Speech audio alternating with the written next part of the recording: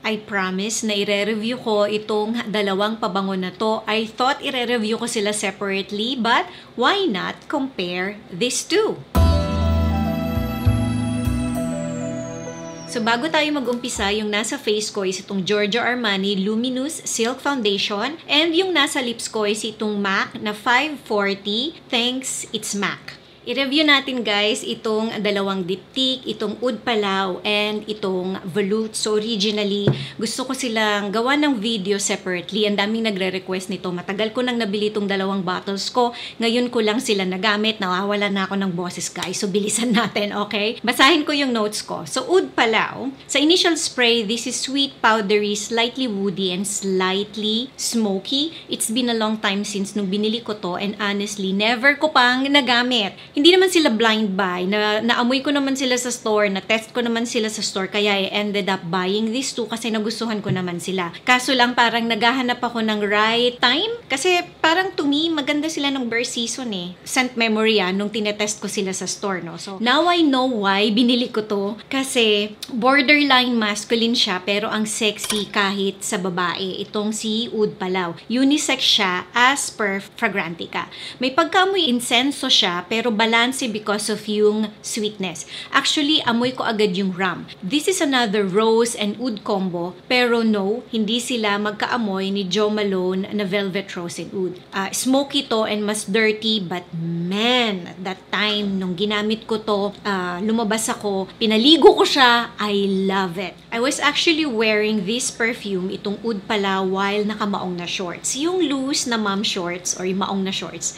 Tapos malaking t-shirt, pero bagay pa din siya. Bagay din siya kahit na naka-formal or kahit sa office na setting. Not your normal, everyday na perfume, but kung kaya ng personality mo na gamitin to kasi meron siyang parang booziness, pwede siyang pang everyday. I'm just not sure pag sa summertime. Medyo malamig pa kasi nung ginamit ko to, parang last week lang, and maganda siya ngayon. Siyempre sa controlled environment, air-conditioned na room, ayan, malamig, okay siya. This is for 25 years old pataas. I could smell oriental, pero kung mananalo yung rose sa skin ninyo, yung sweetness and yung rum, pwedeng maging happy and youthful siya, yet malakas yung personality. After 5 to 10 minutes, lalakas pa siya, mas lalakas din yung parang smokiness or yung amoy insenso na at this point, aayawan to ng karamihan sa babae na users. Actually, iniisip ko, even lalaki, pwedeng maayawan nyo siya at this point after 5 to 10 minutes kasi yung lakas nung parang insenso or yung amoy usok, sabihin na natin, para kang smoker, para kang nagsigarilyo or para kang tumayo sa area na maraming nagsisigarilyo, kumapit yung usok sa damit mo.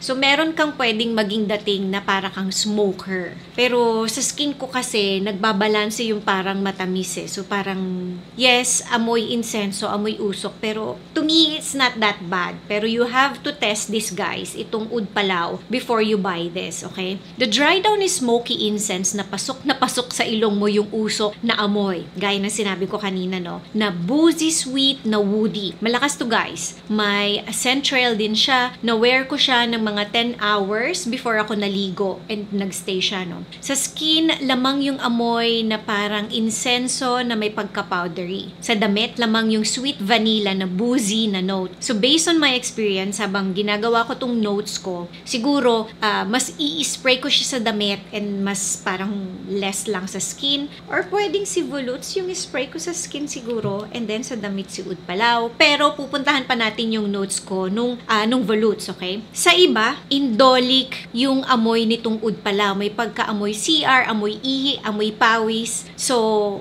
i-test nyo sa skin, and sabi ko nga kanina, baka hindi ninyo magustuhan yung pagka-amoy smoky incense niya. Meron din tong patchouli, pero yung patchouli nitong Oud Palaw is nice. So, punta na tayo dito kay Volutes. So, eto naman siya guys. I think both of them is Eau de Parfum lang. Wala silang Eau de Toilette. I-correct nyo ako guys, pero parang parehas silang black na bottle lang yung meron. So, etong volute, sa initial spray, sticky sweet, honey, and woody. There's a tobacco note that I can smell, as in parang dahon ng tabako or sigarilyo na hindi pa nasisindihan, tapos may smokiness pero super mild lang naman.